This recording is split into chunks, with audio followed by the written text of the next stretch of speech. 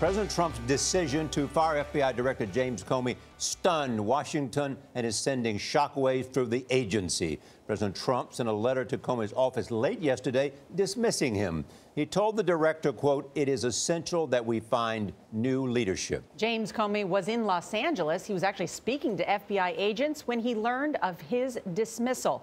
The White House says the Attorney General and his deputy both recommended Comey be fired for mishandling the Hillary Clinton email investigation.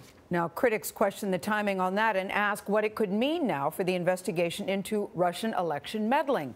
Margaret Brennan is at the White House with the uproar over Comey's ouster. Margaret, good morning.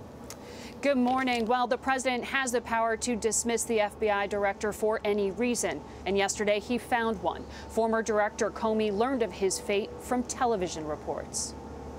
Trailed by TV cameras, former FBI Director Comey cut short his Los Angeles visit after learning of his sudden firing. Official notice was delivered via email and a letter hand-delivered to FBI headquarters by President Trump's longtime personal aide, Keith Schiller.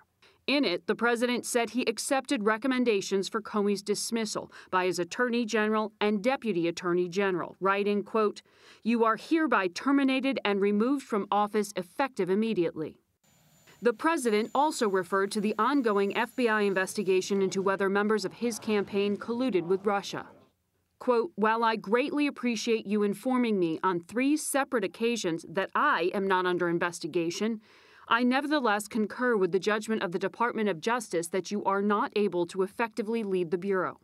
White House Deputy Spokesperson Sarah Sanders insisted the firing was unrelated. Any investigation that would have been taking place would continue to take place. She said the Justice Department had lost faith in the FBI director due to his handling of the investigation of former Secretary Hillary Clinton's emails. Tell me what you would do. Would you speak or would you conceal? In a 2.5-page memo dated yesterday, Deputy Attorney General Rod Rosenstein argued, quote, "The FBI's reputation and credibility have suffered substantial damage, and almost everyone agrees that the director made serious mistakes." No reasonable prosecutor would bring such a case. Rosenstein faulted Comey for his July announcement that the Clinton case should be closed without prosecution. He also disputed Comey's characterization of why he reopened that same case just 11 days before the election.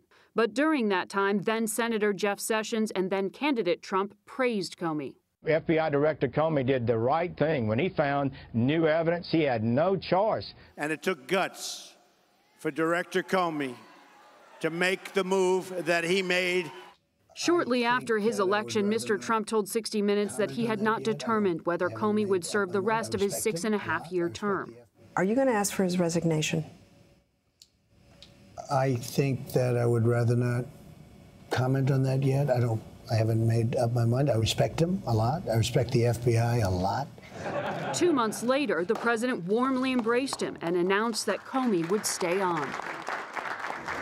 White House staff was here well into the night, and we're told the search for Comey's replacement has begun.